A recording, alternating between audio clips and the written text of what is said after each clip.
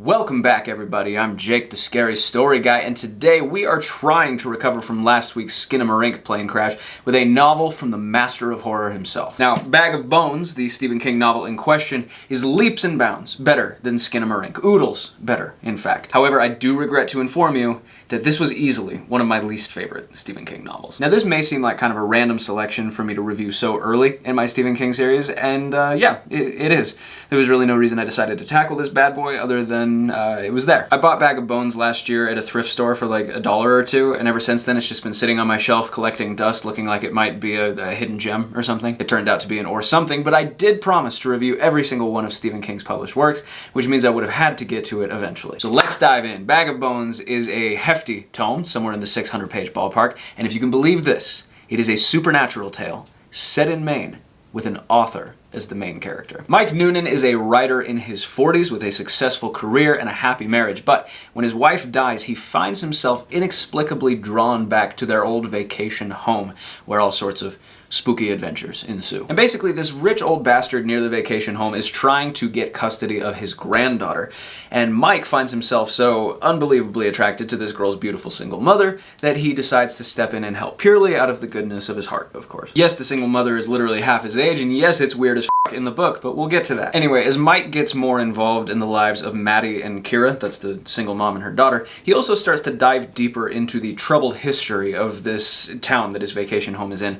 and there are some otherworldly presences who don't seem to like that. So that's our story, and there are some good things about it. For instance, King gives us what I think are some pretty fascinating insights into his own writing process. In particular, the main character, Mike, he often talks about how he writes extra books in secret and stashes them away so that if he wants or needs to take a break from writing, 10 years down the road, he can just pull out the old book that he wrote and be like, hey, here you go, new book. And now I'm really curious which of King's books were actually written a full decade before they were published. There's some good suspenseful stuff with Mike's dead wife. It seems like she's got some secrets. Maybe she's carrying on a few affairs that he didn't know about. But then it turns out there's a little more to it than that. And I've always felt that King is at his best when he's keeping things domestic, right? When he's just kind of dissecting the ins and outs of relationships and marriages and families. And the book is very atmospheric, right? You really get to linger, maybe a little too much, and we'll get to that. But I felt, as I was reading, like I had literally been transported to this vacation home and this lake in this small town.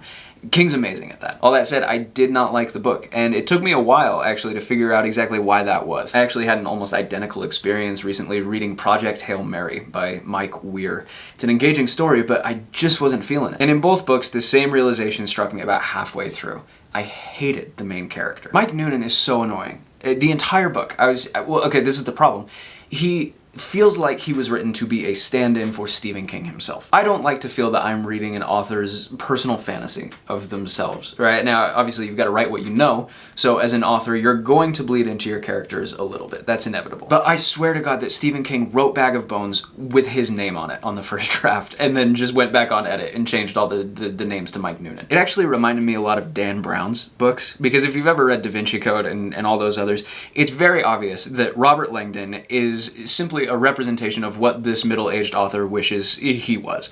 And wouldn't you know it, all these beautiful women just have to have him. But in Bag of Bones, the strangeness of that is compounded by the fact that the woman in question is like 20. Now, I'm not really a prude on this issue. A lot of older men find young women attractive, and a lot of young women find older men attractive, and I think people can get too weird about that. But it's also weird the way Stephen King approaches it here.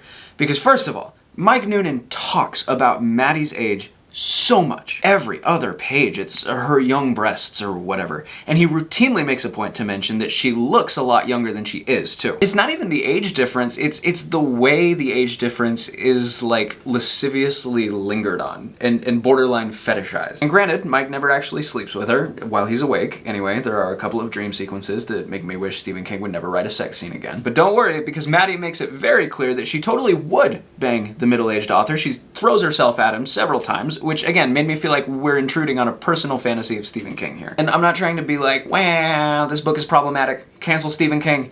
I'm just pointing out that the way this character was written made me dislike spending time with him. Okay, what else didn't I like? Oh my god, this book is way too long. There are stretches of 50, 60 pages where nothing happens. I understand the impulse to make this feel like it's a real town with real people and really paint a picture, and I appreciate it to some extent. But this is something that great authors consistently run into, which is they read reach a point of success where they can't find an editor who's willing to tell them, hey man, this is a couple hundred pages too long. Or maybe the editors do tell him and he's just like, you, I'm Stephen King. I also felt like the supernatural elements of this book were just all over the place. Like, I didn't even have an inkling what was going on half the time. In The Shining, for instance, the supernatural element is pretty simple and easy to follow, right? And he doesn't come right out and explain everything that's happening, but you sense as a reader that there's some kind of baseline, like, okay, there are some rules here. In Bag of Bones, there's just no rhyme or reason to any crazy shit might happen next. I'll also just briefly say, mild spoiler, that I don't find it scary in the least when those refrigerator magnets that are letters move around on their own to spell messages.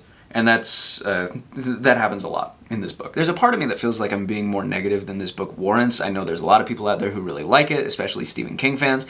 And it's weird because I consider myself to be a huge Stephen King fan, but this one just really did not do it for me. I'm gonna give Bag of Bones 2 stars out of 5. Now, one last thing to note.